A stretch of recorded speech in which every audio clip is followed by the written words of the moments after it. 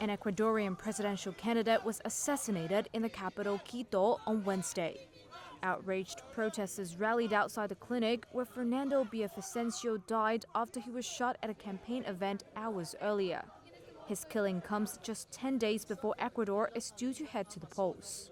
Several other marches kicked off in other cities, including Villavicencio's hometown of Lasso.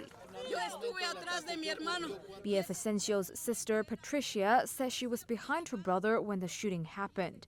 She described hearing about 100 shots like lights.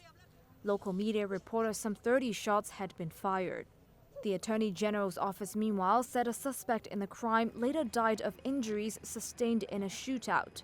It also said 6 people had been arrested in connection with the crime. The violence injured 9 others, including a candidate for the legislature and 2 police officers. Este es un crimen político. President Guillermo Lasso called the shooting, quote, a political crime, which has the character of terrorism. He declared a national state of emergency, adding that the military would mobilize to guarantee security. The country will observe 3 days of mourning, but the election will go ahead as planned, he said. Lasso has blamed rising violence on the streets and in prisons on drug cartels and other organized crime.